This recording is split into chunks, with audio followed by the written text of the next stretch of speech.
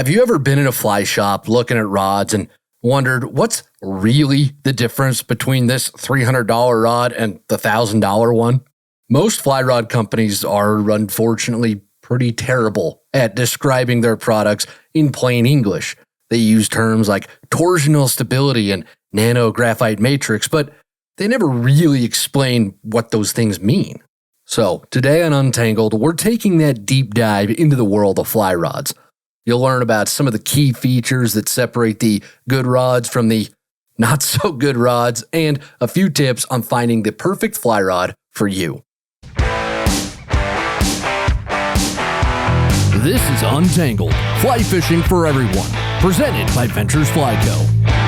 Hey everybody, welcome to it. This is Untangled, and I am your host, Spencer Durrant. Excited to be here this week.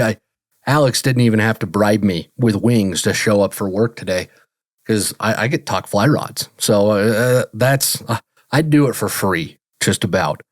No kidding aside, I love being here every week. I love doing the show, and the fact that we're talking fly rods today, which is probably my favorite topic, that's icing on the cake of getting to do this. So, fly rods. I think next to questions about fly selection or fly patterns, I think we get more questions about fly rods sent into Untangled than just about anything else. And I get it, because fly rods, they're confusing.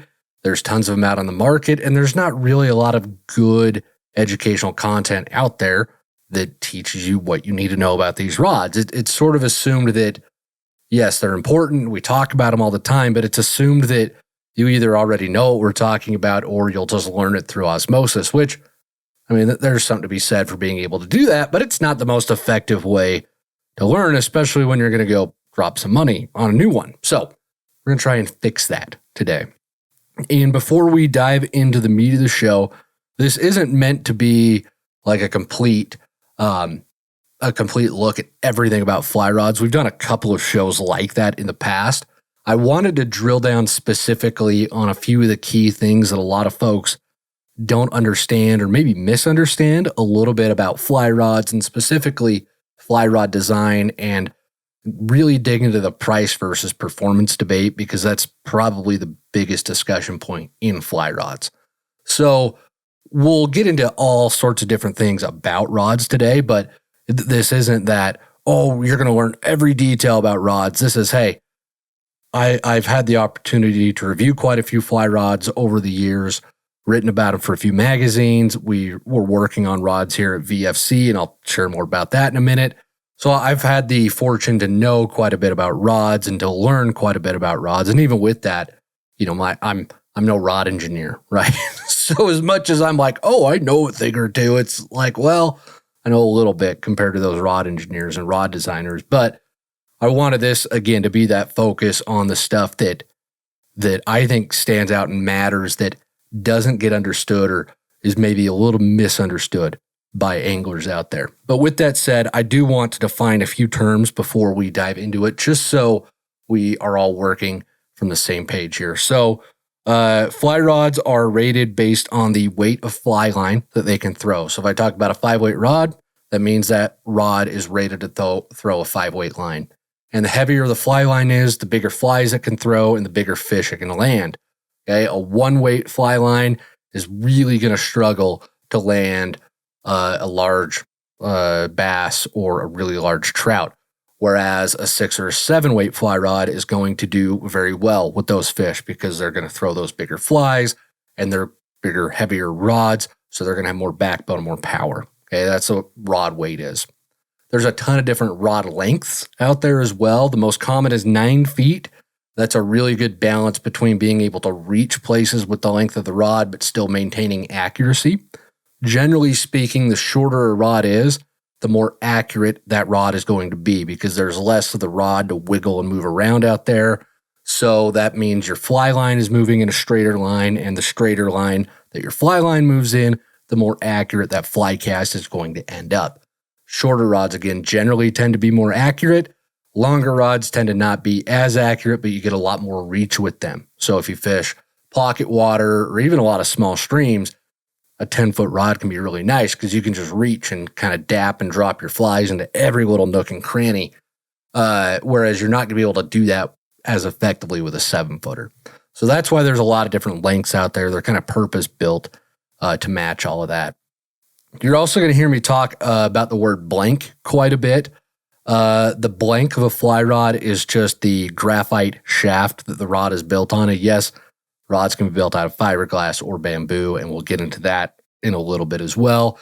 But the blank is just the graphite shaft that the rod is built on. And then action is just the amount that the rod bends during the cast. So you'll hear words like fast action or slow action, and that just describes how much of the fly rod bends when you cast it. So fast action rods tend to bend only in about the top third. Medium or moderate action rods tend to bend in the top half of the rod, and then slow action rods are going to bend from the tip of the rod all the way down to the cork grip where you hold onto it. Fast rods are going to be a lot stiffer. Slow rods are going to be a lot softer. Okay, again, that just refers to how they bend and how they move and how they act during the casting process. I think that should be a good enough baseline for us to work off of, and I did my best when I put the show together this week as well to explain other things that we'll talk about. So if I get to a term that you're like, whoa, Durrant, I don't know what that is. Obviously, this isn't live, so you can't raise your hand, but I will define all the other stuff as we get to it, okay? So let's just dive right into the heart of it, like I mentioned earlier, and that is the price versus quality versus performance debate within the fly rod world. And I think other than all the fancy marketing jargon that they use to describe fly rods, I think this is the most frustrating and confusing thing for new anglers, folks who haven't bought a lot of fly rods before, is learning, there's the price versus quality versus performance debate. And, generally in life, you're going to get what you pay for. Okay. And if you look at any other product, well, let's pick cars, for example, it's pretty clear to understand why some cars are so cheap and other cars are not so cheap. Your base model Ford Focus, for example, it's not going to have the bells and whistles. It's not going to have the leather interior, probably not going to have seat warmers, probably not going to have power seats, not going to have a very big infotainment screen. Seats aren't going to be as comfortable. The ride's not going to be as quiet and smooth.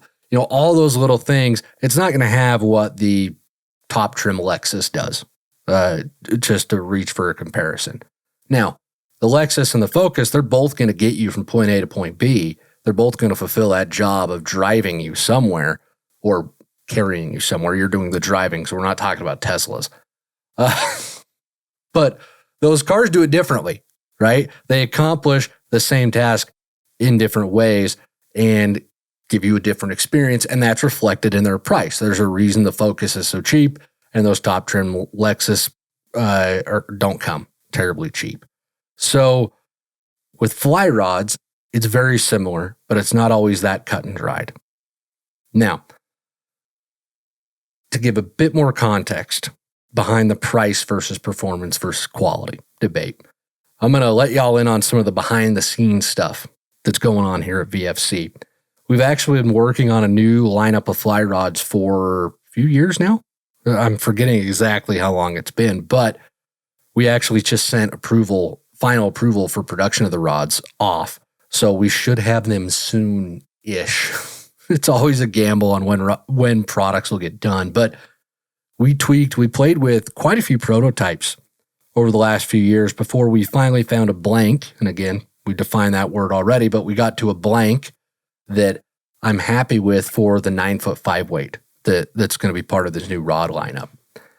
And what I'm really excited about is, I really like this blank. I like its action. I like how it feels in hand. I like how it performs on the water, but it's also not going to cost too much.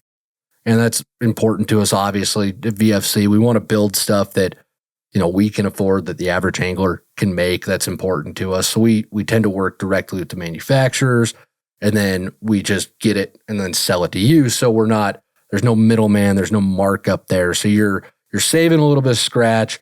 It's obviously priced enough for us to stay in business, But that's what we're trying to do with these rods. And this rod, again, not going to cost too much, but the blank that we picked, the blank that we settled on, leaps and bounds better than quite a few of the new 9-foot 5 weights that I've fished and reviewed in the last few years, including one that, ran for $1,000. I think it's right about $1,000 is what they want for this one that I reviewed. And it was really it was disappointing.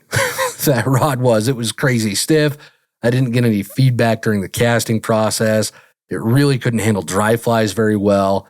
And again, if you're not familiar with why stiff rods can be a bad thing or why no feedback is a bad thing, I will dive into all of that in a minute. But this $1,000-ish rod doesn't perform near as well as the blank that we found that we really like and that we're really excited about that is going to be nowhere near $1,000. So I share that just to give the other bit of context that yes, generally in the fly rod world, price is pretty indicative of performance. Generally speaking, the more you spend on something, whether it's waders, rods, wading boots, packs, generally the more you spend, the better performance you're going to get. Some of that is going to be you're paying for the brand. Some of that is the prestige of owning a certain brand and whatnot. And that's part of anything, right? That's not exclusive to fly fishing or the outdoor space. That's anything in life. But there are exceptions, okay? And I share that story just to show that is not a hard and fast rule. It is not, they are always going to be good because it's $1,000. It's always going to be great. Okay? That is not true, and that is not what I'm saying at all. But generally speaking, the rods I own that are expensive tend to fish and feel and are just more enjoyable to use than the stuff that's cheaper. And we'll get into why here in a minute, but again, just a generalization to keep in mind. So my advice, and again, I've had the opportunity to review quite a few fly rods, written reviews for a few different magazines, helped out with building these new rods here at VFC. And my advice is the same with rods as it is for anything else in fly fishing, and that is buy the best that you can afford, with the caveat that the best rod for you may not actually be the most expensive one on the rod rack. Okay, buy the best you can afford, but don't think that means you have to spend $1,000 or more on a rod. Okay, bring it back to that new 9-foot 5 weight that we're going to have here at VFC. That's a rod that if I had to use it for the rest of my fishing life, I'd honestly be very happy with it. It's objectively a good rod. The action's a little bit too fast for my liking. I prefer rods that bend a little bit more. I just love the feeling of those rods during the casting process. It's my preferred way to fish.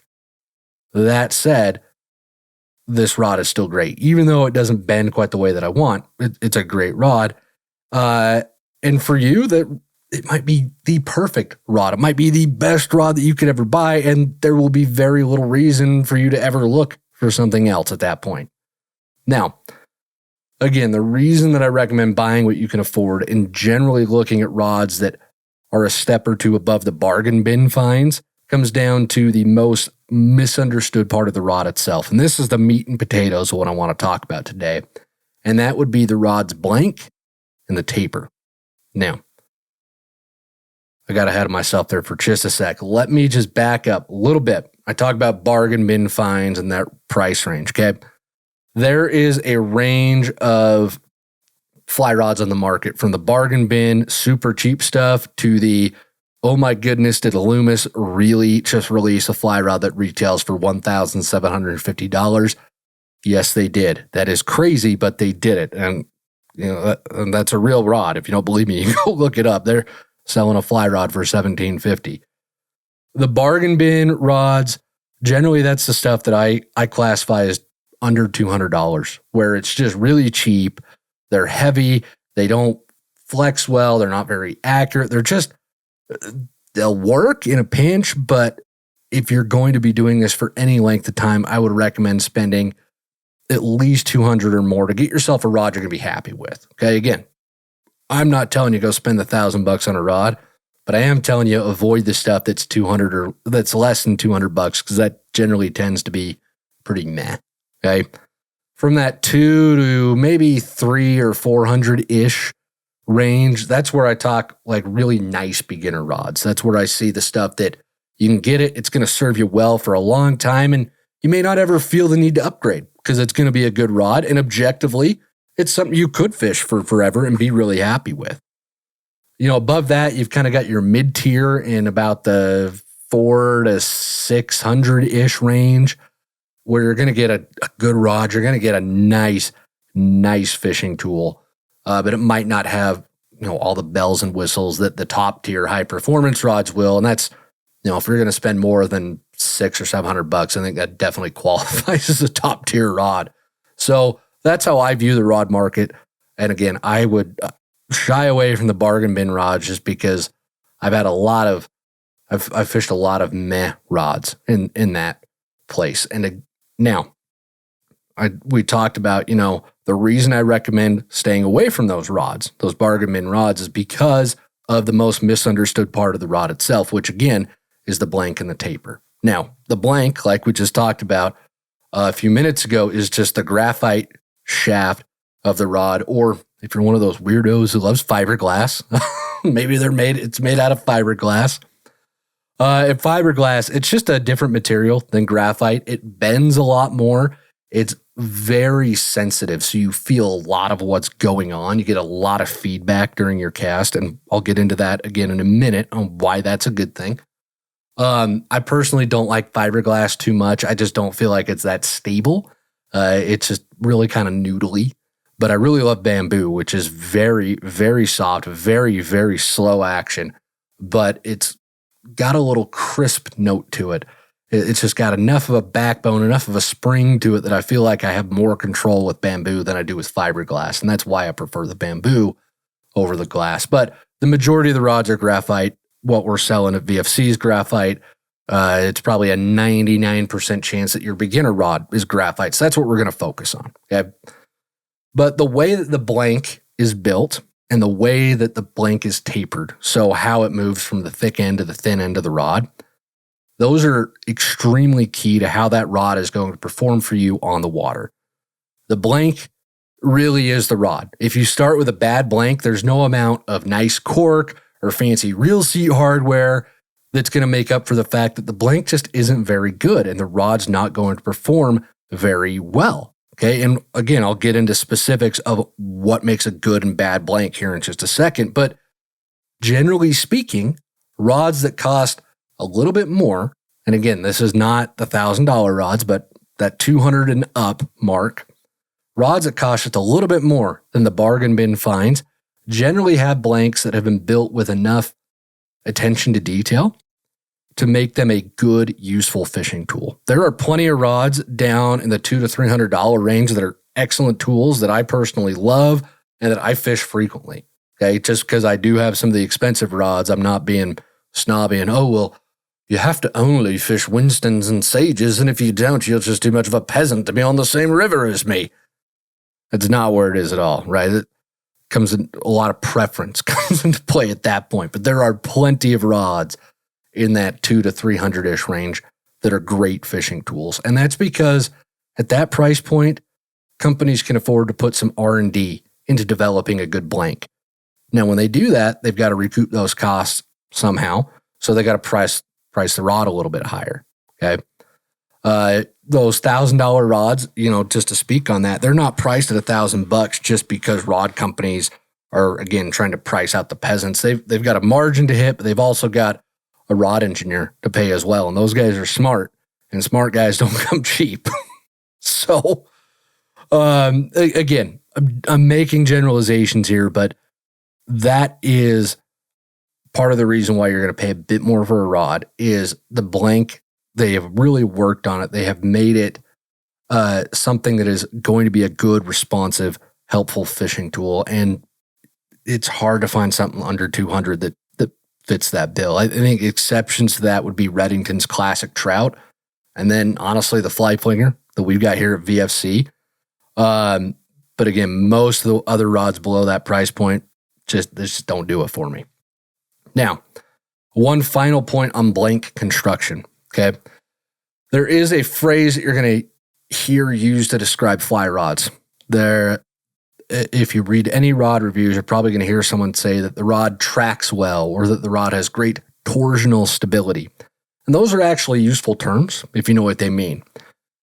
What they mean, what they're trying to describe, is the fact that a fly rod's tip should stay moving in a straight line during each casting stroke. So as you go from your forward cast to your back cast, the rod tip should stay moving in a nice straight plane. The straighter a line that tip moves in, the less side-to-side movement that you're going to get from the rest of the fly rod. And that means your fly line is moving in a nice straight line. And the straighter line that your fly line moves in, the more accurate your cast is going to be. And that's tracking and torsional stability in a nutshell. Okay, tracking refers to how well the rod's tip stays moving in a straight line during the cast. And a lot of how a rod tracks depends on you as the caster and your casting mechanics, but the rod's torsional stability also plays a role there too. Rods that are torsionally stable will have less side-to-side movement during the casting stroke, so they're going to track a little bit better than rods that are too wobbly during that casting stroke. And generally speaking, to get a rod that's torsionally stable, rod makers have to use a graphite and a resin mixture that costs a little bit more money. Okay, they've got to balance stability with feel, so the rod's not too fast that you lose feedback. But doing that does tend to drive up the cost of the rod. So your blank quality matters. All right. And again, I'm going to get into how to spot good and bad blanks here in just a minute, but there is a couple other pain points with fly rods to get to. We talked again about action.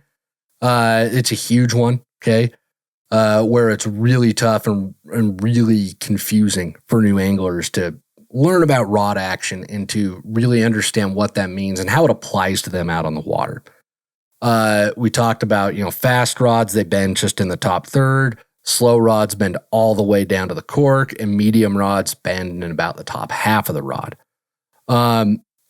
Fast rods tend to be a little bit easier to learn to cast on, but usually with fast action rods, you're going to lose some of that feel and feedback that you get in a moderate or a slower action rod. And feel and feedback are very important in a fly rod because you want to be able to feel the rod as you're casting the line. You want to feel the load come off the rod during each casting stroke so you know when to time and move to the next casting stroke. Without that feedback, it is very difficult to understand the casting rhythm and to build it in a way that's not just muscle memory, but you actually reacting and responding to the fly rod in your hands. Because it's going to change. If you've got a dry fly on, your rod is going to feel different than if you've got a streamer or a triple nymph rig on.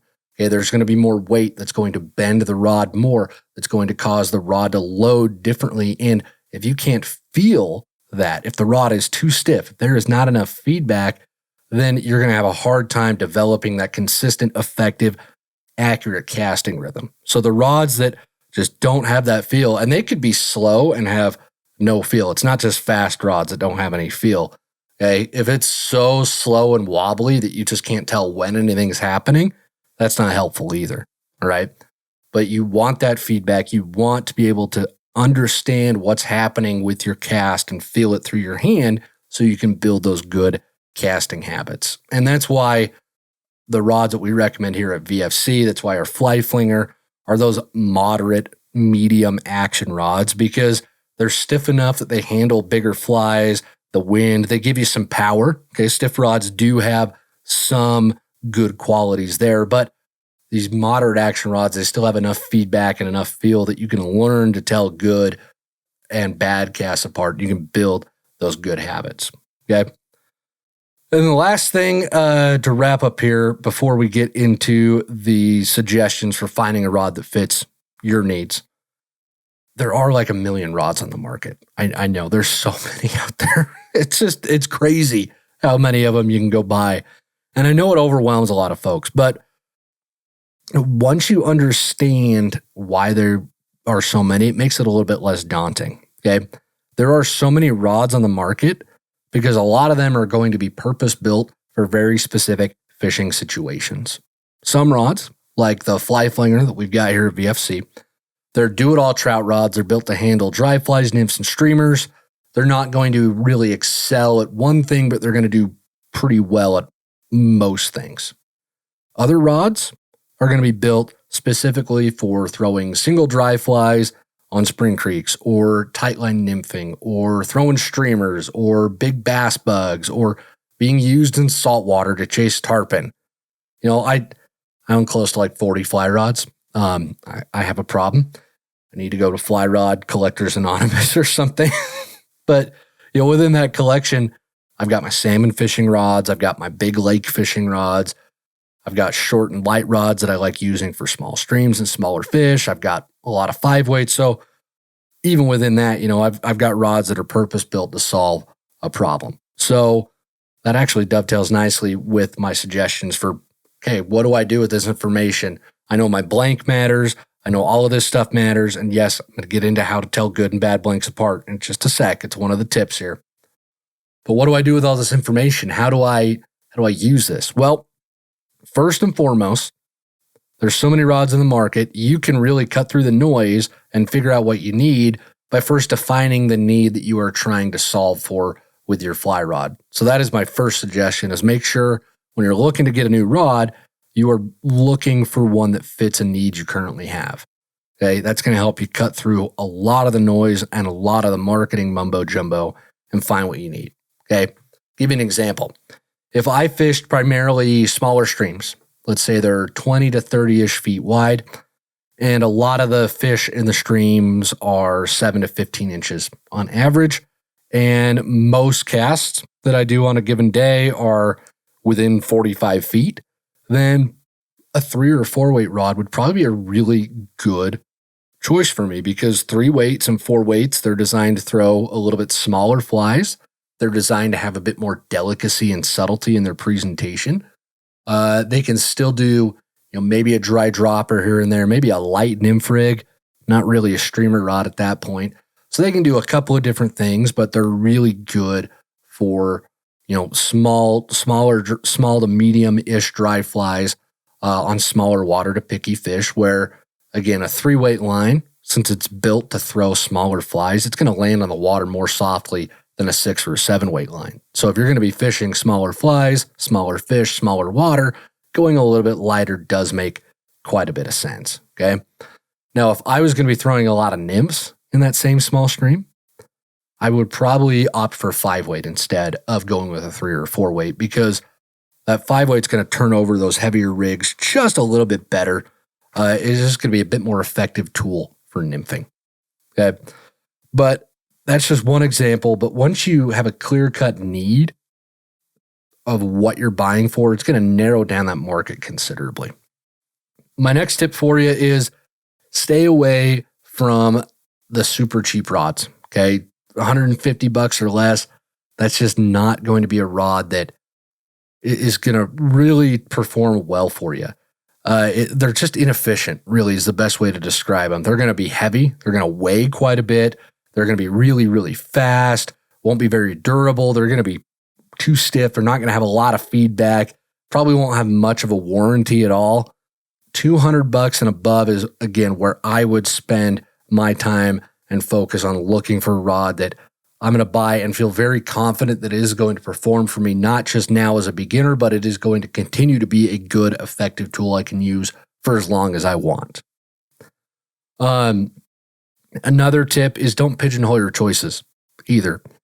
When I was buying my first top-of-the-line fly rod years ago, I had it in my mind that I hated X, Y, and Z companies, and I was only going to buy a Winston or a Scott and nothing else. And those were the only two, and everything else was garbage.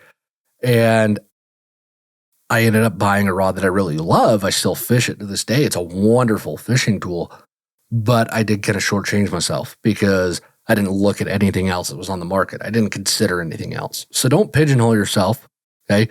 There's a lot of great rods being made from a lot of different rod makers these days. Don't feel like you have to stick with one versus the other. And then to wrap it up, this is really how do you tell a bad blank from a good blank? A lot of it's going to be price, to be completely honest. But the other telltale sign is you might see some fly rods out there that are branded as custom or semi-custom rods. And most of the time, those rods are built on very cheap blanks, and they're assembled with hardware that might look nice, but it's actually really heavy, might not be all that durable. The cork's not all that great. So if you're looking at a rod and you see it, maybe it's like $300 or something, and it's semi-custom, you get to pick the reel seat insert or whatever, or you can pick the thread colors. It sounds cool, right? You get to have a little say on your rod, but then you got to stop back and think, okay, well, it's only $300 and the hardware costs, 80-ish bucks, let's say, for all of that. Then the time to put it together, how much is that blank really costing me? It's probably not that good of a rod at that point. So generally, if you find a rod that's dressed up to look really nice and spiffy, but it's cheap, that's generally a warning sign that, hey, that rod's not worth spending money on, because all that happened was somebody just put nice looking hardware on it to try and get it to sell, and they're selling a blank that's built just to be resold on the custom rod market versus a blank that was designed to be an effective fishing tool. And honestly, we give rod companies a hard time sometimes for not marketing their stuff very well. And I think that's deserved in some ways, but they are fairly honest in what their rods are designed to do. So if you're looking for a rod to do something, pay attention to what they say the intended use of that rod is, and it's going to help cut through the noise. So that is just a sliver of what I could talk about with fly rods. If I just kept going on for another, how even long have we been doing this? I'd go for another half hour. But hopefully that gets to the crux of what really matters in the rod, and that is the blank and the taper. And if those are good, then you're going to be set. And generally, you find good ones at about that $200 price point and up. It's hard. You might find that diamond in the rough underneath that, but it's rare, and I wouldn't want to waste my money on that. So hopefully you all find something helpful from that. And if you got any other questions about fly rods, drop a comment, let us know. Send a carrier pigeon. They know where to find me. They got my address. Smoke signals will work as well if you want. But speaking of questions, we're going to wrap up this part of the show, and we are going to dive right into the Q&A portion of this week's episode. Every week, we spend half of the show directly answering questions from listeners and viewers just like yourself. So if you've got a fly fishing question that you would like answered, please go ahead and send those in to us. There's a link to do that down in the show notes or right here on the screen if you're watching the video podcast. Austin from Utah has our first question, writes in and says, "This past week, I've been out on the water a lot. I've got skunked, had a really good day, and an all right day. But every time I go out on the water, I feel a lack of confidence. I watch all of your guys' videos, and I feel like I have the keys to succeed, but I feel like I'm just missing the confidence. Any tips and tricks to help me out? Thank you. I love the podcast and YouTube channel." Austin, thank you for the question. Appreciate it. And I do appreciate the honesty, too, about not feeling like you're confident enough out on the water. I've definitely been there. Shoot, I felt that way last time I went fishing with my buddy Gene. The river really just kicked my butt. But I'm gonna turn this back on you here, man. You had 3 days on the water last week. You caught fish on 2 of those days, if I read your submission here correctly. At that point, man, if you're going 2 for 3, you got this fly fishing thing pretty well sussed out. Getting skunked is part of the game, unfortunately. We don't like to talk about it, and unless you're my buddy Hiram Weaver, who he claims he's not been skunked in the 21st century, and he has never been skunked when I have fished with him, so I'm kind of inclined to believe it. But unless you're my buddy Hiram, you've got to learn how to let those days go of getting skunked. And I also want to point out another part of your question. You specifically ask for tips and tricks to help out. I see that phrase a lot from other beginner anglers, and I understand the sentiment behind it, but I worry that it's betraying the kind of mindset that might hold you back in fly fishing. Because there are very few, if any, true tips and tricks that are quick fixes to any of the problems that you face in fly fishing. You progress in this sport through a lot of trial and error and a lot of failure. That's just the name of the game. Unless you are a savant who just understands it from day one, and there are probably a few of those out there. I don't know any of them personally. But unless that happens, you are going to be experiencing a lot of failure, and that is part of learning and growing and becoming a better angler. Just this summer, Alex and I, we were out fishing one of our favorite rivers, and I think it was our first trip in our new drift boat, actually. Alex was fishing, I was on the oars, and we got into a little bit of a PMD hatch. We spotted this giant rainbow feeding in this nice flat section of the river. So I rode us into position, I held us there, and Alex makes this gorgeous cast, just lays it out there, beautifully done. The fish rises, eats the PMD, and Alex doesn't miss a beat, sets the hook, lands it like a champ, and it was like a 23-inch rainbow trout on a dry fly. Just an absolute stud of a fish. And then it was my turn to fish. Once Alex had he kind of threw the gauntlet down. That was the first fish of the day. He's like, all right, your turn, Durrant. I'm like, oh, great. I got skunked the rest of the day. And I think I got skunked the second day of that trip, too. I might have caught a whitefish or two. I honestly don't remember the second day of that trip very well. The point is, the best tip or trick I can give you is to keep doing what you're already doing. Hey, you're spending time on the water. You're experiencing failure and success. And since you listen to this podcast, I also think it's safe to assume that you're also thinking about why you did or didn't catch fish that day. So you're consistently analyzing things and looking for room to improve. You should have confidence in yourself because you're already doing what you've got to do in order to succeed. You're accomplishing that. Progressing in fly fishing really just comes down to stacking tons of days on the water together, learning from the bad ones, learning from the good ones, and then trying to minimize your mistakes as much as you can. That's really what it boils down to. You're never going to fish mistake-free, but you are going to get better. You are going to improve. And most importantly, you're catching fish right now, man. I mean, that's something to be proud of. That's something to hang your hat on because that ain't always easy to pull that off. So keep doing what you're doing. Tell those doubts to just go sit in a lawn chair and toss worms because that's honestly where they belong. All right? I know it might be easier said than done, but just keep doing what you're doing, and you are going to be in a great place. I appreciate the question, man. Thank you. Paul from America has our next question, writes in and says, caddis hatch, BWO hatch, mayfly hatch, PMD hatch. We've all heard of these, but how can we tell which is which? I've been fly fishing for many years, but have never been taught how to distinguish between these various hatches. What's the best resource? I'm afraid YouTube videos are largely unhelpful due to the lack of video quality. Any ideas? Many thanks. Paul, this is a really interesting question. I appreciate it. Thank you very much. I think a lot of self-taught anglers run into this problem where they hear these terms, they don't have anybody to teach them what they mean, and they kind of go one of two ways. They either just kind of go on hoping that they'll figure it out eventually, that, oh yeah, I'll learn that somehow, maybe by osmosis, like we mentioned earlier.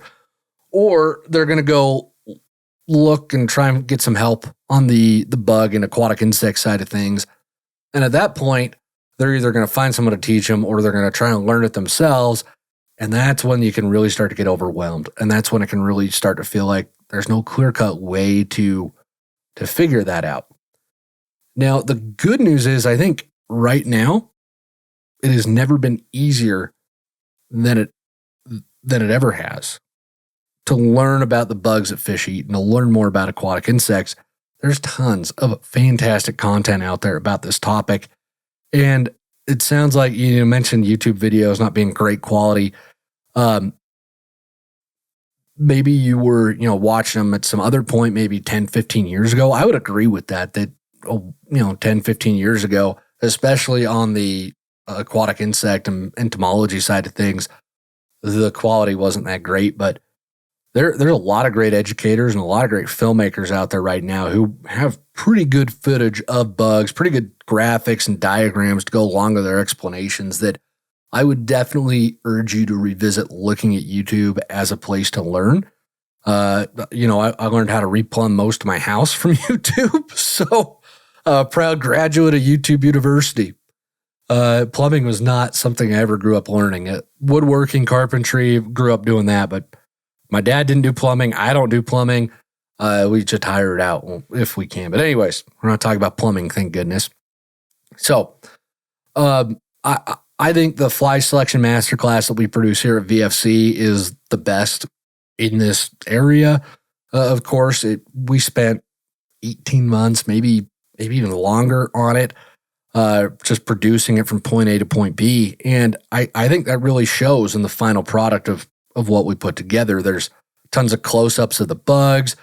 Alex spent forever building out these beautiful diagrams and graphics, designing them from the ground up. And then both of us, we actually scripted and sorted and structured the information on each bug species in a way that didn't overwhelm you, but still gave you a lot of information, gave you the tools that you need to be successful out on the water. And if you haven't seen the Fly Selection Masterclass yet, I'll throw a link to that down in the show notes or right here on the screen for anyone who's watching the video podcast. But that honestly is going to be the best way to learn about bugs, in my opinion, the best way to tell that difference between what's hatching, what's coming off, and learning to discern it pretty quickly. And, just to build off of that too, even if you don't know you don't need to know the scientific names of the bugs. You don't need to know that the blue-winged olives that hatch here by my house are a different species than the blue-winged olives that hatch down where Alex lives in Utah. They are. And I only know that because I know some fish biologists, but it doesn't matter because I still use a size 18 parachute blue-wing during both hatches. So it's still working out. But just building off of that point, even if you don't know the difference and understand like, oh, this is what this is, even if you can just tell the difference between the flies in your box, right?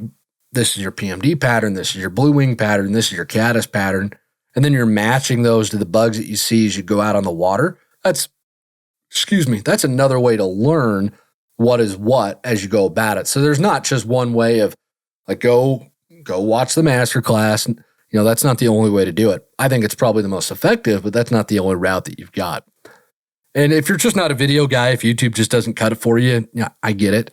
I'm that way with some things. There are some things I want the book and the manual for. And if that's how you are with this, then the Orvis Fly Fishing Guide from Tom Rosenbauer is going to have great information in it. The Bug Book by Paul Weimer is another fantastic one. Paul, I don't know Paul personally. I just know him professionally. We've never even met or spoken, but just through the work that he's done in the fly fishing space, the guy really knows what he's talking about. He's very knowledgeable, and a very good teacher, very good writer as well. A couple other books would be Trout and Their Food by Dave Whitlock, and then Handbook of Hatches by Dave Hughes.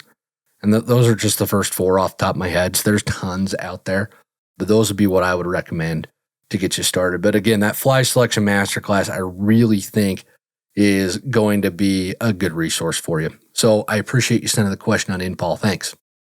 Alti from Iceland has our next question, writes in and says, "Hi, Spencer. Any tips for throwing out line with an indicator? It always feels like the indicator is too heavy or the line doesn't want to behave as it should. I use a 5-weight rod and mostly fish lakes. Thanks and keep up the good work." Alti, it's a really good question. And tons of beginners run into this problem. So don't feel like it's just a you thing. I honestly still feel like I have a problem throwing an indicator rig sometimes too. When it comes to casting, any casting problems, well, I shouldn't say any. Almost every casting problem I see, the issue with it all comes down to timing. If you are not timing the movement of your front and your back cast properly, then you are going to feel like the line isn't doing what you want it to do. So basically what you described in your question, if you are not timing your cast properly, you are going to feel like it's just not working right. So if you're mostly fishing lakes with an indicator, I'm going to make a couple other assumptions here, but you're probably fishing nymphs or smaller streamers because you said you're throwing a 5-weight as well. So that means, along with your indicator that you're trying to throw out there, your rig is probably a bit heavier than the regular dry dropper or single dry fly rigs you would cast on your 5-weight if you were fishing in a river, okay, for example. Now, I bring up the weight, say that it's heavier, because that is the key to understanding the problems with your cast's timing. Okay, rigs that weigh more generally are going to require a wider loop and a slower casting stroke in order to move them effectively from point A to point B. You want to widen your loop up to decrease the chance of everything tangling up while it's flying through the air. Those tight, narrow loops that you get when throwing single dry flies, they look beautiful, they're fun, and they're great, but when you've got a bobber, 2 flies, split shot, and that's all soaring through at a super tight, narrow loop, it is just begging for a tangle, and that's not the experience I want you to have because it's terrible. I've been there so many times. So the key to avoiding that tangle and then again getting the rod to behave the way that you want is to open that loop up by slowing down your casting stroke. Okay, because in addition to not wanting things to get tangled, when you add more weight to your rig, it's going to take longer for the rig with 2 flies and a bobber and split shot to unfurl and straighten out on each casting stroke than it will if you've just got a single dry fly on. You're moving more weight, you're using the same line and rod to do it, it's going to take just a little bit longer. So you automatically have to wait a bit longer between each cast in order to load the rod properly and get the best cast possible when you load it up with extra flies and weight and bobbers and whatnot. So slow it down, pay attention to the timing. If you have to watch your back cast to get the timing down, watch it. There's nothing wrong with that. Eventually you'll learn what that feels like, but slow down, pay attention to the timing, pay attention to the pacing. That's going to be your absolute best bet for improving how you feel you have control over your fly line. Okay?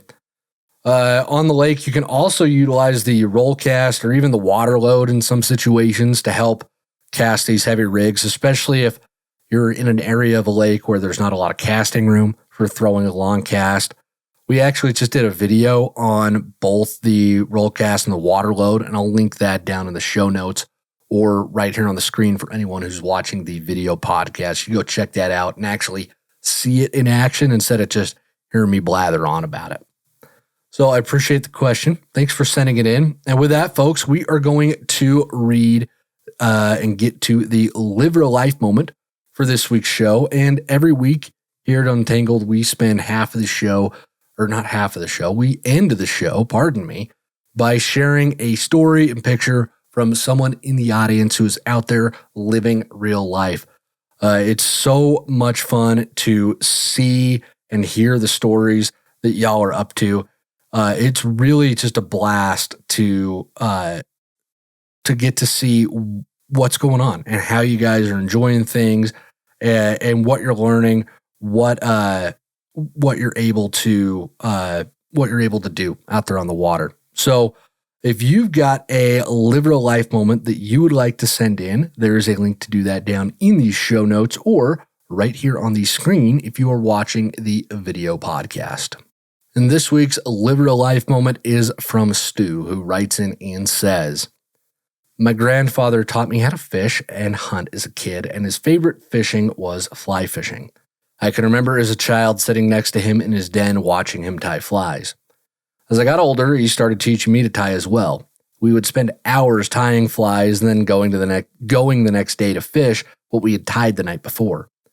After he passed, life got busy for me due to college work and other things. I'm sad to say I stopped fishing and tying for about 15 years. In the last year, I've been bitten by the bug to do both again. I have a young son, and at night after I put him down, I go into my office and tie a fly or 3. The masterclass videos have been super helpful, as well as your podcast. Thank you so much for all of this content. In March of 2025, I had decided that I had tied enough flies and needed to see them work. The only day I had available to go, of course, was windy, and it had started snowing in the mountains of New Mexico, but I was determined to go with one mission in mind: catch trout on a fly I tied. After getting up to the river, I tied on a zebra midge and beadhead pheasant tail. After 2 casts, I caught this nice rainbow on that pheasant tail in a stream that I had never fished before. Thank you all at VFC for all that you do. You have helped me more than I can say. Tight lines and Dr. Pepper Zero is where it's at. Thank you again. Stu, I love it. I love the family tie there. I love that you challenge yourself to get back out there after you haven't been out there for a minute. And Dr. Pepper Zero is okay. It's no Diet Coke, but I'll take it. I'll take it over Coke Zero. That's for dadgum sure. So, no, I love the story, man. Thank you so much. And with that, folks, we're going to wrap the show up this week. Thank you for being here, for listening, and being part of VFC and everything we're doing here at Untangled. It really just means the world to us. If you want for all of us to love you even more, then go ahead and rate and subscribe to the show wherever you're listening to it, because the more ratings and subscriptions we get means we can help more people live real life, which is the whole reason that VFC exists anyways. So until next week, everybody, get out on the water, enjoy yourselves, go find some fish, and live real life.